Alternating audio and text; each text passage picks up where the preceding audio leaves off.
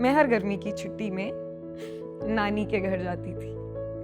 नानी हर रात तारों की छांव में ले जाकर हजारों लाखों कहानियां सुनाती थी, मगर उन सब कहानियों में से एक राजकुमारी की कहानी मुझे सबसे ज्यादा पसंद थी।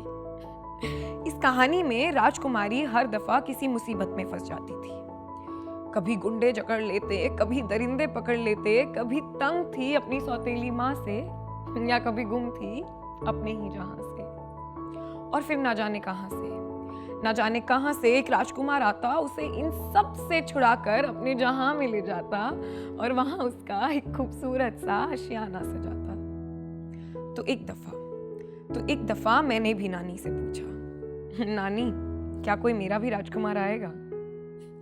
नानी क्या कोई मेरा भी आशियाना सजाएगा? तो नानी ने कहा, हाँ पगली, आएगा ना, आएगा क्यों नहीं, तुम हमारी राजकुमारी ही तो हो।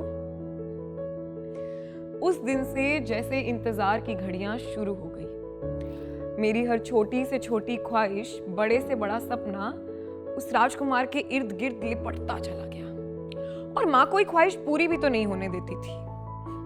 मैं जब भी पूछती, माँ 9 से 12 मूवी जाऊं, माँ मुझे फ्रेंड्स के साथ हैंग आउट करना है, माँ कॉलेज ट्रिप है जाने दो ना, तो माँ मेरी जिद पर मुझे घूरने लगी। मगर मैंने भी कह दिया, माँ बात इस घर से दूसरे घर या इस शहर से दूसरे शहर तक जाने की नहीं है, बात है उस घुटन की जो इस दिल में बस गई है और उस दरवाजे पर टकटकी लगाए बैठी है कि कोई आएगा, इन कंधों पर पंख लगाएगा तो मैं उठती फिरूंगी, इस घर से दूसरा घर, इस छत से दूसरी छत, शहर से दूसरा शहर, देश से दूसरा देश, और इस दुनिया से शायद वो दूसरी दुनिया सपनों वाली।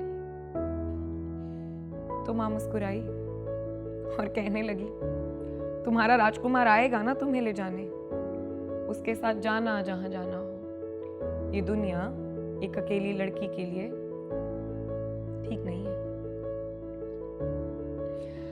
हालांकि माँ को देखकर सवाल तो उठता कि वो तो ये सब नहीं करती, वो तो दिन भर हम लोगों के लिए है मरती, और उसकी छोटी से छोटी ख्वाहिश से इस घर में लगती आग, और उसके चेहरे पर पापा के गुस्से का वो दाग था। मुझे कोई और ही कहानी सुनाता, उसका राजकुमार कहाँ है और वो क्यों नहीं आया, ये मुझे कोई नहीं बताता। खैर नानी कहती है कि मेरा जरूर आएगा, और वो आया भी सफेद घोड़े पर सवार, मैं लाल जोड़े में तैयार, बेवकूफों की तरह चल दी उसी के साथ उसी के घर अपना आशियाना सजाने।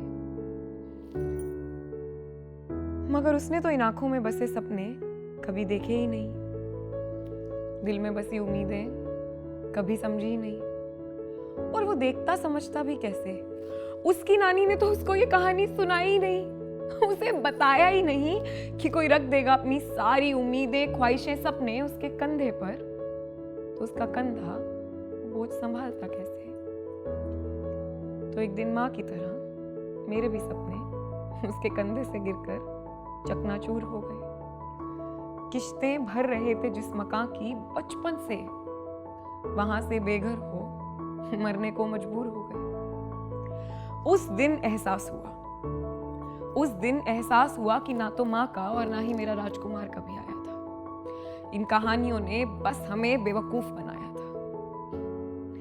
तो आज जब माँ मेरी बेटी को गोद में लिए उसी राजकुमार की कहानी सुना रही थी, और बस कहने ही वाली थी कि वो राजकुमार आया, उसने राजकुमारी को गुंडों से, मैंने माँ को